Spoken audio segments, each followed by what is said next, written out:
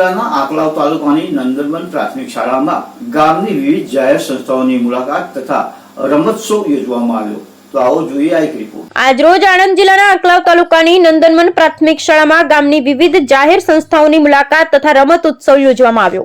આણંદ જિલ્લાના આંકલાવ તાલુકાની નંદનવન પ્રાથમિક શાળામાં આજરોજ શાળામાં ભણતા તમામ બાળકોને ગામની વિવિધ જાહેર સંસ્થાઓની મુલાકાત શૈક્ષણિક હેતુ સંદર્ભે કરવામાં આવી। આજના દિવસે ગામની અંદર ચાલતા બાયોગેસ પ્લાન્ટ તથા સોલર પ્લાન્ટ વિશે શાળાના આચાર્ય શ્રી નીતિન કુમાર રાઠોડે સમજ આપી હતી।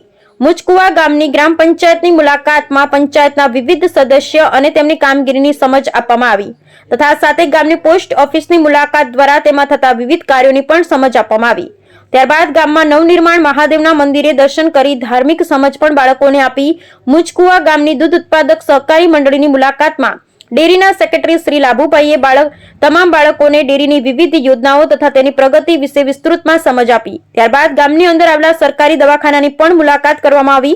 ત્યારબાદ બપોર બાદ શાળાની અંદર રમોત્સવ યોજવામાં આવ્યો, જેમાં બાળકોને વિવિધ રમતો દ્વારા થતું શારીરિક અને માનસિક વિકાસની પણ સમજ આપવામાં આવી।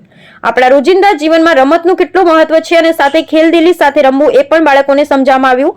આજના આધુનિક યુગમાં બાળકોને ફક્ત ઘરની અંદર મોબાઈલ કે ટીવી જેવા ઇલેક્ટ્રોનિક સાધનો દ્વારા ઘરમાં પુરાઈ રહેવા કરતા પોતાના શારીરિક અને માનસિક વિકાસ માટે પરંપરાગત વિવિધ રમતો રમવી જોઈએ તથા તેના દ્વારા પણ પોતે પોતાનું ભવિષ્ય ઉજ્જવળ કરી શકે તેમ પણ સમજાવવામાં આવ્યું।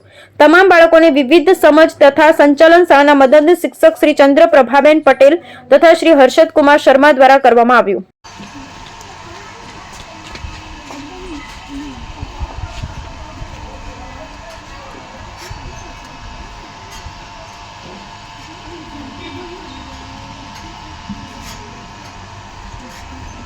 એનડીડીબીની જે કોઈ નવી પ્રવૃત્તિ હોય એ મુચકુવાથી જ ચાલુ થાય। દેશ પરદેશના વિઝિટરો આવતા હોય છે।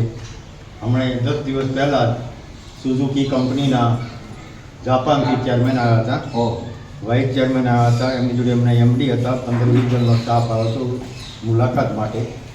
અને ગામની અંદર એમણે 300 બાયોગેસ બનાવવા માટે પણ સહયોગ આપેલો છે।